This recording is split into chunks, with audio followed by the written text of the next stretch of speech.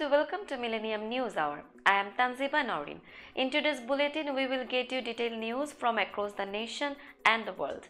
Let's begin with the headlines of the day.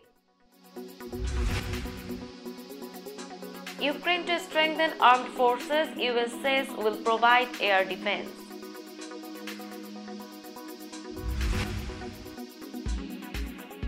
Search for victims done, Florida coast aims for yacht recovery.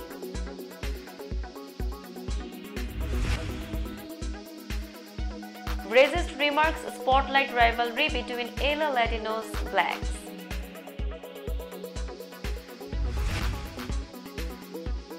Pro-Russian hackers claim responsibility for knocking US airport websites offline. 2,560-pound pumpkin wins California contest and sets new US record.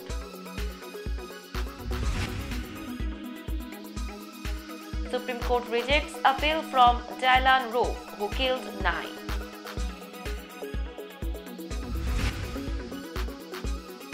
IMF dims outlook for 2023 global economy amid Ukraine war.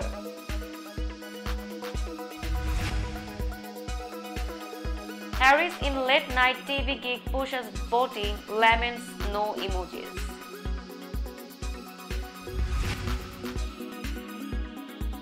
Fake arrest, Anna Sorokin talks deportation, house arrest.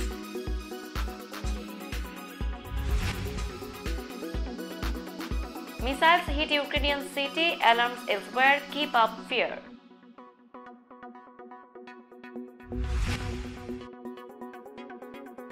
Putin calls Kerch Bridge attack a terrorist act of Kyiv.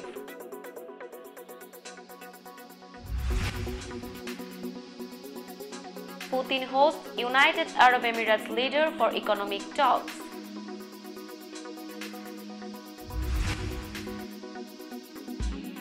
"28 dead as Julia drenches Central America with rainfall."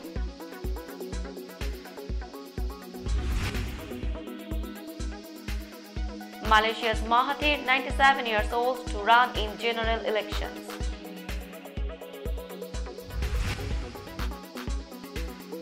Emily season sets a record for American women at the Chicago Marathon.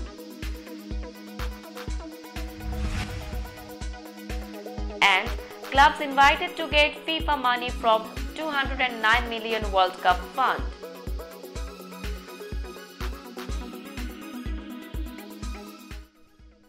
Now news in detail. Ukraine vowed to strengthen its armed forces after Russia launched its biggest aerial assaults on cities since the beginning of the war, forcing thousands to flee to bomb shelters and prompting Kiev to halt electricity exports to Europe. Ukrainian President Vladimir Zelensky spoke to President Joe Biden on Monday and wrote on Telegram afterwards that air defense was the #1 priority in our defense cooperation. "We will do everything to strengthen our armed forces," he said in a Monday night address. "We will make the battlefield more painful for the enemy," Biden told Zelensky. The United States will provide advanced air defense systems. The Pentagon said on September 27 it would start delivering the National Advanced Surface-to-Air Missile System over the next 2 months or so. A total of 14 people were killed and 97 were injured, the State Emergency Service of Ukraine reported.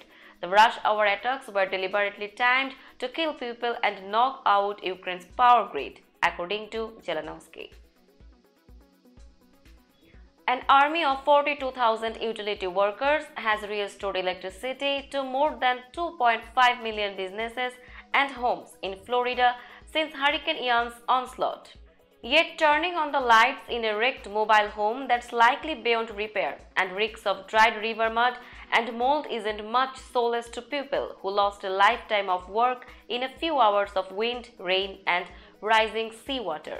With the major search for victims over and a large swath of Florida's southwest coast settling in for the long slog of recovering from a rare direct hit by a major hurricane, residents are bracing for what will be months, if not years, of work. Mourning lost heirlooms will be heard, so will fights with insurance companies and decisions about what to do next. A leaked recording of crude racist comments that resulted in the president of the Los Angeles City Council resigning from the post also provided an unvarnished look into City Hall's racial rivalries and the sometimes hidden fight to seize and hold political power in a changing city. Former Council President Nury Martinez, a Democrat, stepped down from the job and apologized Monday, saying she was ashamed of her racially offensive language in the year-old recording. Her remarks, which included mocking the black son of a white councilman, came during a discussion with other Latino council members and a Latino labor leader about protecting their political power during the redrawing of council district boundaries, known as redistricting. The once-a-decade process can pit one group against another to gain political advantage in future elections. The white councilman Mike Bonin issued a statement with his husband calling for the resignations of Martinez and others involved in the discussion, describing it as a coordinated effort to weaken black political representation in Los Angeles. The California Legislative Black Caucus said the recording reveals an appealing effort to decentralize black voices during the critical redistricting process. A pro-Russian hacker group is taking credit for temporarily taking down several US airport websites on Monday, though there appeared to be no impact on flight operations. The attacks claimed by Killnet impacted the websites for Los Angeles International, Chicago O'Hare, and Hartsfield-Jackson International in Atlanta, among others. The group posted a list of airports on Telegram, urging hackers to participate in what's known as a DDoS attack, a distributed denial of service caused when a computer network is flooded by simultaneous data transmissions. The group's call to action included airports across the country, including Alabama, Arizona, Arkansas, California, Colorado, Connecticut, Delaware, Florida, Georgia, Hawaii, Idaho, Illinois, Indiana, Iowa, Kansas, Kentucky, Louisiana, Maryland, Massachusetts, Michigan, Minnesota, Mississippi, and Missouri. It was not immediately clear how many of the airports were actually hit and whether all victims' sites suffered any disruptions. A horticulture teacher from Minnesota set a new US record for the heaviest pumpkin after raising a giant gourd weighing 2,560 pounds. Travis Ginger of Anoka, Minnesota set the new record and won an annual pumpkin weighing contest in Northern California. Ginger drove the gargantuan gourd for 35 hours to see his hard work pay off at the 49th World Championship Pumpkin Weigh-Off in Half Moon Bay, south of San Francisco. You think driving in a snowstorm is bad? Try driving one of these things, he said. Ginger, who also won the same contest in Northern California in 2020, broke a record set last week in New York where a grower raised a massive pumpkin weighing 2,554 pounds. A grower in Italy holds the world record for the heaviest pumpkin. He grew a 2,702-pound squash in 2021, according to Guinness World Records. The Supreme Court has rejected an appeal from Dylann Roof, who challenged his death sentence and conviction in the 2015 racist slayings of 9 members of a black South Carolina congregation. Roof had asked the court to decide how to handle disputes over mental illness-related evidence between capital defendants and their attorneys. The justices did not comment Tuesday in turning away the appeal. Roof fired his attorneys and represented himself during the sentencing phase of his capital trial, part of his effort to block evidence potentially portraying him as mentally ill. Roof shot participants at a Bible study session at Mother Emanuel AME Church in Charleston, South Carolina. A panel of appellate judges had previously upheld his conviction and death sentence. Roof, 28 years old, is on federal death row at a maximum security prison in Terre Haute, Indiana. He can still pursue other appeals. The International Monetary Fund is downgrading its outlook for the world economy for 2023, citing a long list of threats that include Russia's war against Ukraine, chronic inflation pressures, punishing interest rates, and the lingering consequences of the global pandemic. The 190-country lending agency forecast Tuesday that the global economy would eke out growth of just 2.7% next year, down from the 2.9% it had estimated in July. The IMF left unchanged its forecast for international growth this year, a modest 3.2%, a sharp declaration from last year's 6% expansion. The worst is yet to come, said IMF chief economist Pierre Olivier. Three major economies, the United States, China, and Europe, are stalling. Countries accounting for a third of global economic output will contract next year, suggesting that 2023 will feel like a recession to many people around the world, he said Tuesday. In its latest estimates, the IMF slashed its outlook for growth in the United States to 1.6% this year, down from a July forecast of 2.3%. It expects measure 1% US growth next year.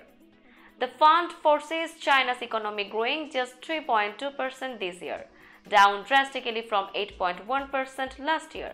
Beijing has instituted draconian zero-COVID policy and has cracked down on excessive real estate lending, disrupting business activity. China's growth is forecast to accelerate to 4.4% next year, still tepid by Chinese standards.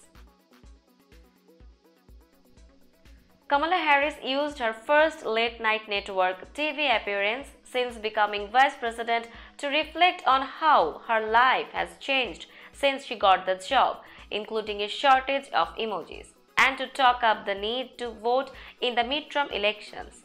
Harris, appearing early Tuesday on NBC's Late Night with Seth Meyers in a taped appearance, promoted Biden administration efforts to fight climate change, restore abortion rights, and pardon people with federal convictions for marijuana possession, as she urged people to speak with your vote in the midterms. Nobody should have to go to jail for smoking weed, right? She said, adding that governors and states should follow the president's lead in offering pardons for state convictions. Asked by Meyers how life had changed for her since she became vice president, Harris referenced high-class problems like security restrictions that alter day-to-day dynamics. She said taking a walk with her husband, Doug Emhoff, is no longer a one-on-one affair, and that family chats via group text are no longer a thing.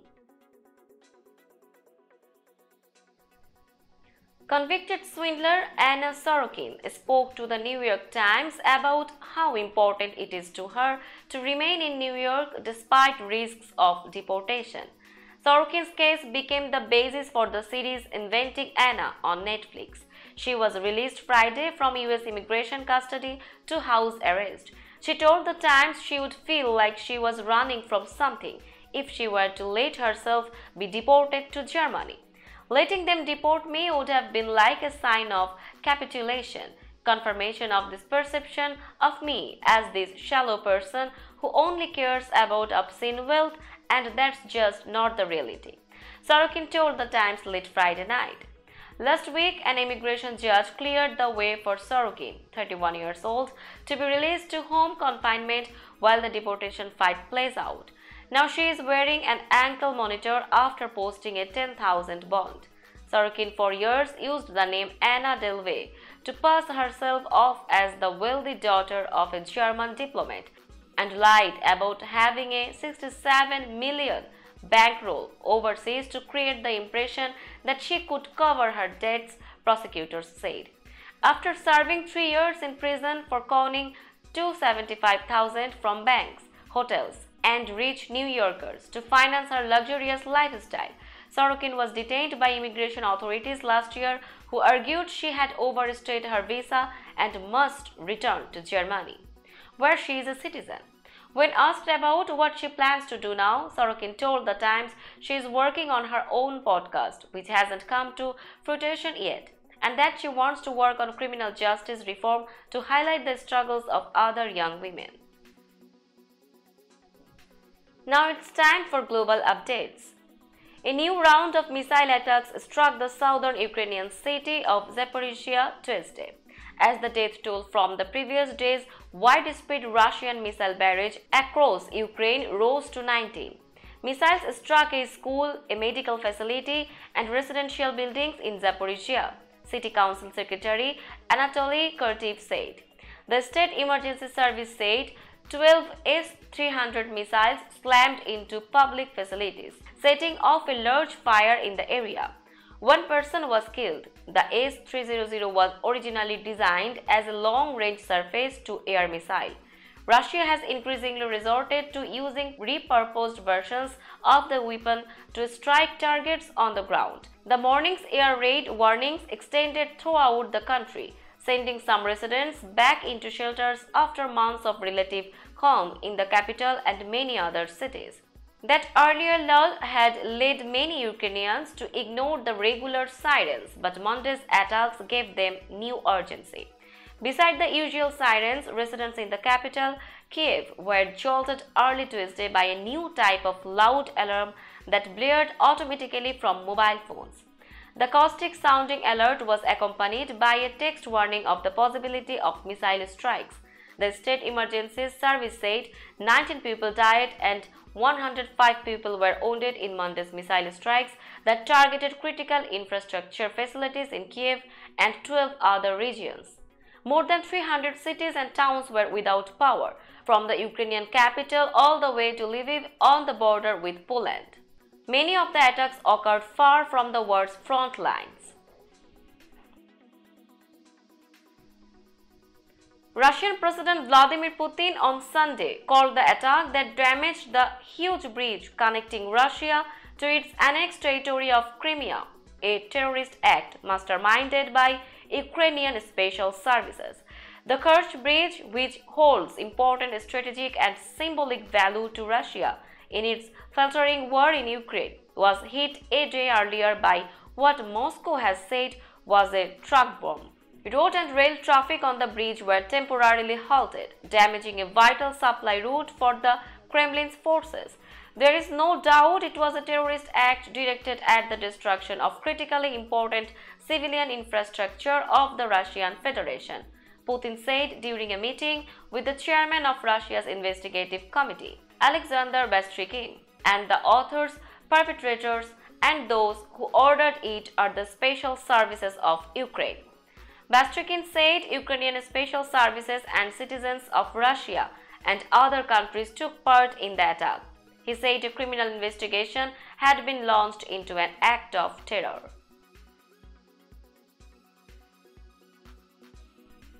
Russian President Vladimir Putin on Tuesday hailed a recent decision by OPEC, Russia and other oil-producing nations to limit production as key to stabilizing the global energy market as he met the leader of the United Arab Emirates for talks on fostering economic ties. Speaking at the start of his talks in St. Petersburg with Sheikh Mohammed bin Zayed Al Nahyan, the ruler of Abu Dhabi and the president of the United Arab Emirates, Putin hailed the ties between the two countries as important for regional and global stability. Despite all the difficulties that exist in the international relations today, ties between Russia and the United Arab Emirates are an important factor of stability in the region and the entire world, Putin said at the start of his talks with Al Nahyan. The Russian leader noted Al Nahyan's support for the decision of the OPEC Plus group that includes Russia to limit oil production to shore up oil prices, saying that our decisions, our action, aren't directed against anyone. Putin said our actions are aimed at ensuring stability in global energy markets to make both consumers of energy resources and those who deal with production and supplies feel calm, stability, and confidence to help balance supply and demand. Former Hurricane Julia has dissipated but is still drenching Guatemala and El Salvador with torrential rains Monday after it re-emerged in the Pacific following a pounding of Nicaragua. At least 28 people were reported dead as a direct or indirect result of the storm, Guatemala's disaster prevention agency said 5 people died after a hillside collapsed on their house in Alta Verapaz province, burying them. And in Huehuetenango province near Mexico, 9 people died, including a soldier killed while performing rescue work. Authorities in El Salvador said 5 Salvadoran army soldiers died after a wall collapsed at a house where they sought refuge in the town of Comasagua, where hundreds of police and soldiers have been conducting anti-gang raids. Another soldier was injured. 2 other people died in the eastern El Salvador town of Guatajiagua after heavy rains caused a wall of their home to collapse. Another man in El Salvador died when he was swept away by a current, and another died when a tree fell on him. Rivers overflowed their banks and El Salvador declared a state of emergency and opened 80 storm shelters. Malaysia's 97-year-old former leader Mahathir Mohamad announced Tuesday he will defend his seat in the general elections expected next month, though he wouldn't say whether he would be Prime Minister a third time if his political alliance wins.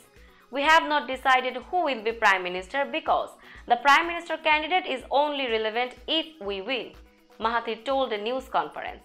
Though unlikely he would be the oldest ever candidate for the post, which has a 5-year term. Prime Minister Ismail Sabri Yaakob dissolved parliament on Monday for snap polls, caving into pressure from his United Malays National Organization party, which is hoping for a big win on its own amid feuds with allies in the ruling coalition. The Election Commission is due to fix a date within the week for a vote, which must be held within 60 days of parliament dissolution. Despite his non-Agenarian status and a health scare this year, Mahathir said he will defend his parliamentary seat in Langkawi Island. He also warned that a win by the ruling UMNO party could see imprisoned ex-Prime Minister Najib Razak pardoned and let off the hook. Now a look of today's sports stories.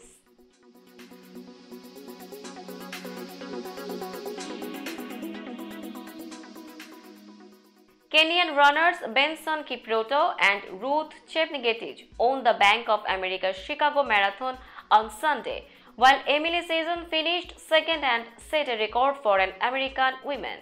Kipruto finished in 2 hours 4 minutes and 24 seconds, 25 seconds ahead of 2021 winner Seifutura Abdiwak of Ethiopia. John Korir of Kenya was third at 2 hours 5 minutes and 1 second. Chepngetich was the top woman for the second consecutive year, finishing in 2 hours 14 minutes and 18 seconds. Sisson ran the course in 2 hours 18 minutes and 29 seconds, followed by Vivian Jerono Kiplagat of Kenya at 2 hours 20 minutes and 52 seconds. More than 40,000 runners competed in the 26.2-mile event. Marcel Hug of Switzerland won the wheelchair division in 1 hour 25 minutes and 20 seconds. Susanna Scarni of the US was the top woman in 1 hour 45 minutes and 48 seconds. Soccer clubs around the world were invited by FIFA on Tuesday to apply for money from a fund of 209 million set aside for teams that release players for this year's World Cup in Qatar. Clubs get paid a daily rate, which FIFA estimates at about 10,000, for as long as 832 players selected for the 32 rosters are on national team duty ahead of and during the tournament. The preparation period starts November 14 and the tournament ends on December 18. The 209 million fund, agreed to by FIFA and the European Club Association in 2015, also rewards clubs who helped develop World Cup players. Each player's share of the fund is distributed among the clubs he played for in the past 2 years. FIFA said more than 400 clubs playing in 63 different member countries were paid shares from the 209 million fund allocated from the 2018 World Cup commercial revenues. The Club Benefits Program was created in a 2008 deal for FIFA to recognize the newly launched ECA as a more democratic representatives of teams' interests. Now let's have a look on today's weather chart.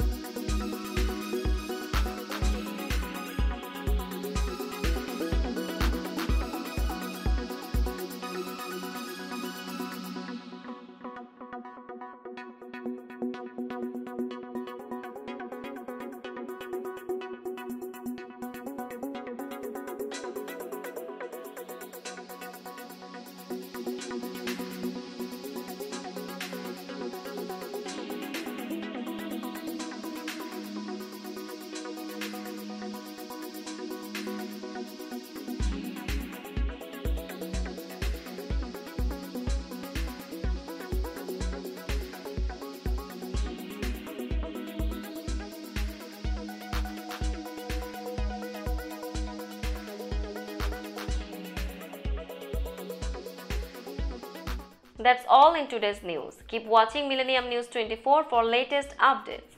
Millennium TV US and Millennium News 24 network is transmitted and available to be watched free for all at TVs such as Sony, Samsung, LG, Roku TV, Amazon TV and Apple TV. And also in all European countries and Australia available with Sky Network, Worldwide Jadoo TV, Radiant IPTV, Worldwide Jago BD Network and Horizon Satellite globally. Stay connected with us for all types of informative and entertainment program. Thank you.